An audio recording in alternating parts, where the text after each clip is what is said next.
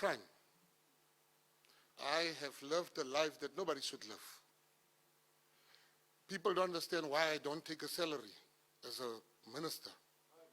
Because I don't take a salary because I owe this country so much that for me, it's an absolute pleasure just to serve this country. And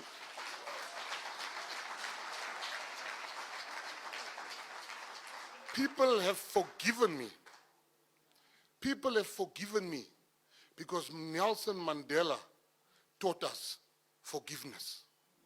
I am the product of the kindness of strangers. I am what I am because there was a man that lived called Nelson Rolihlahla Mandela. Nelson Mandela is our North Star. Nelson Mandela is the best thing that ever happened to us. And my call today is for each and everybody here to find the Mandela in you. Because so many of us has moved away from the Mandela in us. South Africa has walked away. We have failed Nelson Mandela. Freedom Park has failed Nelson Mandela. My department has failed Nelson Mandela. Government has failed Nelson Mandela. Citizens has failed Nelson Mandela. Business has failed Nelson Mandela. White people has failed Nelson Mandela. Black people has failed Nelson Mandela. And I tell you why I'm saying so. Because there are young people today, and maybe you don't want the visitors to know, but they have to know. There are young people today that call Nelson Mandela a sellout. I know it, and you know it. The reason why they call him a sellout is because when the hunter tells the story of the hunted, he will tell not the story of the hunted, he will tell the story of the hunter. We have not done sufficiently as South Africans to talk about this icon.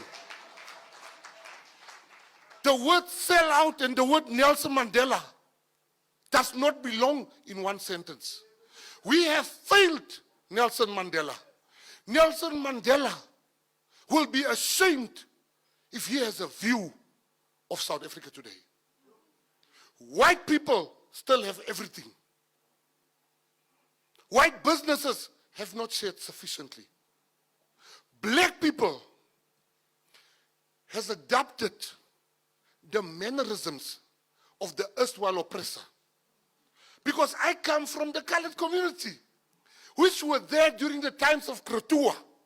But today, legislatively, there's a difference between colored and black. Colored people today are not seen as Africans. While the first person Nelson Mandela hired was Professor Jakes Gerwel by his side. Then some fools come and they decide colored people cannot be black. While colored people, let me tell you something today. When Solomon Mahlangu was hanged, Frank Rivers was hanged. When Steve Biko was killed by the police, Ashley Creel was killed by the police. When Nelson Mandela was on Robben Island, Harry the Strandloper was the first president on Robben Island. When Walter Sisulu was on Robben Island, South Africa had many other prisoners on Robben Island. I came here today to tell you, we are one people. The way Nelson Mandela never saw Ahmed Kathrada as lesser than him. But legislatively, Indian people are not being treated the same as black people in this country. Colored people are not the same. We need to look in the mirror and fix that. We should not avoid the national question. We are one people. We fought one struggle. We went to one prisoner. We are the children of Mandela. And you cannot bring Mandela's name in disrepute. In my community, you do get racist people. In your community, you do get racist people. We should not be known by the worst of us. We should be known by the best of us.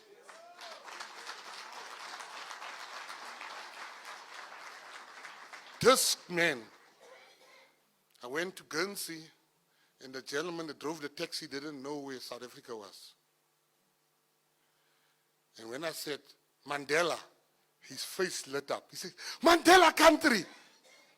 And he didn't want me to pay. I had to tell him Mandela left me a big inheritance, which was partially true. So, at this august moment, where are we as South Africans? You should never have asked me to come and speak here. If you wanted me to come and give you poetry and nice things about Nelson Mandela. Nelson Mandela made one mistake. He said he was not a saint. I tell you, Nelson Mandela was a saint. Nelson Mandela has given us something that must live in us for the rest of our lives. Nelson Rolihlahla Mandela sacrificed everything for us not to be divided, but to be united. I was criticized in my maiden speech. I was asked by the EFF, why can you agree? What is your stance when it comes to the stem in the national anthem as the Minister of Sport, Arts and Culture? I stood proudly because I had to dig deep into the Mandela in me before I could answer them. And we each have a Mandela in us. And I said to them, I'm very proud of this stem because it's a testament of where we were and where we are today. I want to say to South Africans here, President Ramaphosa has given, you know how it is, very informally. The leaders in the GNU, we would talk, what do you want? What do you want? Which ministry you want?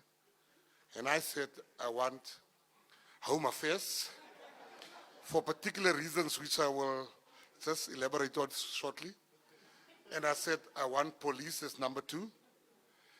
And I asked my friends, what can I say as number 3? And I never knew my friends are so selfish and such cheapskates. Because they then, Mambaleka, they then said, I must get sport. Because they want free tickets. It wasn't for any good reason. It was for very selfish reasons. Because I love my selfish friends. I then said, sport, arts and culture. When the president called at 6:30 p.m. and he said, Mr. Gayton, Mckenzie, it would be my pleasure if you serve in my cabinet, and I want you to serve in the portfolio of sport, arts and culture. I was being polite. I was like, yeah, thank you. I wasn't particularly happy. But I want to make a confession here today.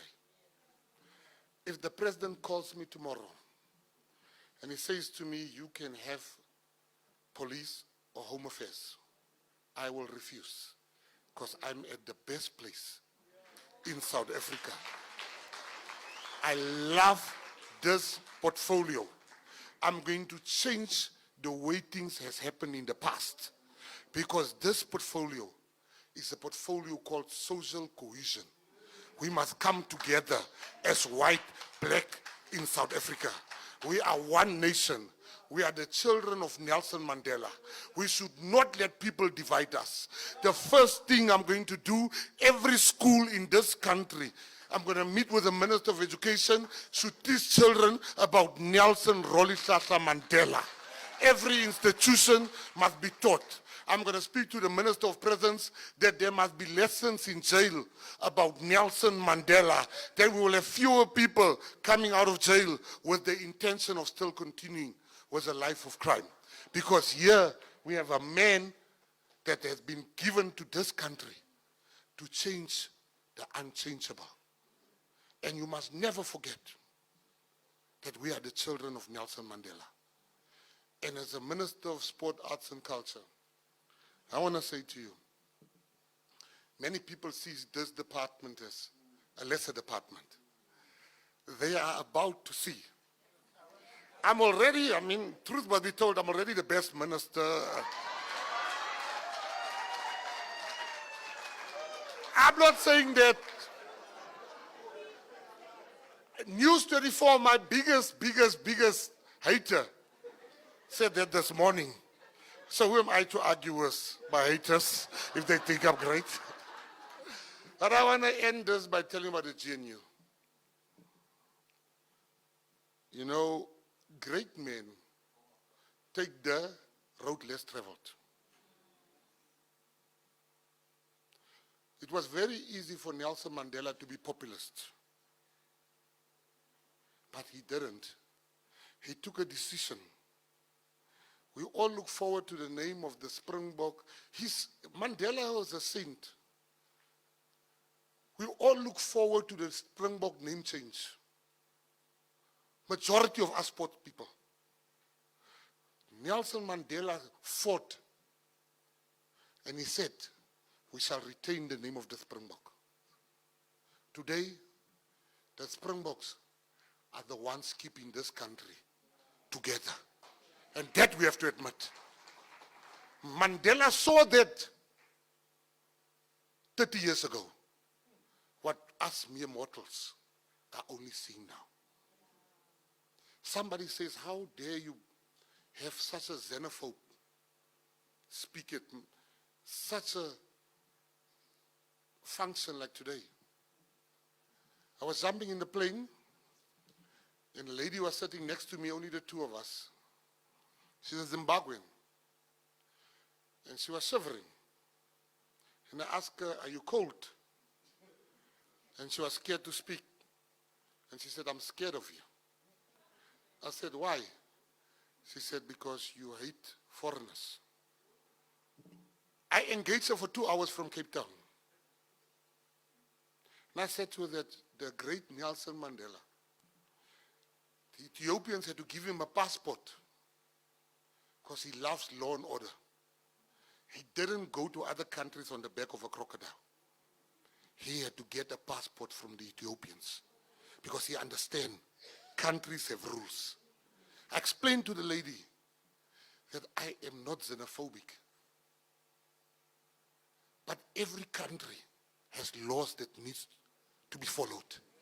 Because when you kill somebody here, we want to be able to find you. But if you are undocumented, we will not be able to find you. And there are some amongst us that is using foreigners, illegal foreigners, to reverse the gains of the freedom fighters. Because then they don't need to pay them a living wage. Then they don't need to register them for UIH. They still want back the kafir mentality that they can lord over people with a darker color than them. Hence, they act like they care for those foreigners. And they don't. They are using them because they want to lord over them the way they lorded over us before we were released from the bondage of apartheid. You have scientists from Zimbabwe being gardeners in this country. How can that be right? You have teachers being waiters from Zimbabwe. How can that be right? They are being exploited. I will never be a spectator to the exploitation of another black man or white man or colored man for as long as I'm alive. Everybody coming to this country, come through the right channels and you shall be feeling our great hospitality in this country.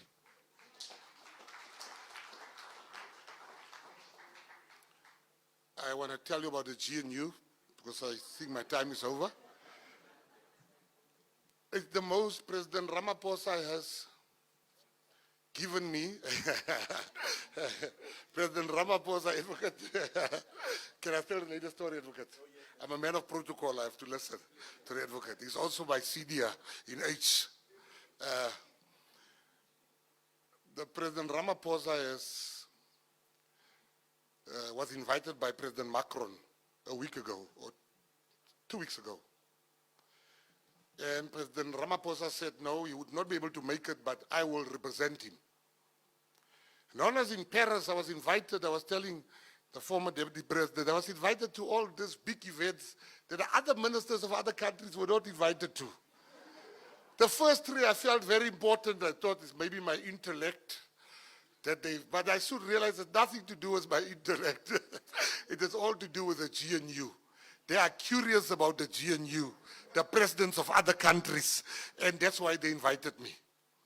But I still enjoy the food and the nice seats that the president sat on. And I'm here today to tell you, I heard Mr. Malema said it's not going to last. I hear people say the GNU is not going to last. I came here today to tell you the GNU, and you must take it from the bad boy of the GNU. If there's going to be a problem, I will be in the center of whatever problem might arise there. The GNU is going to last for the next 5 years. And we run the risk of South Africans loving this GNU so much that they give us another 5 years of GNU.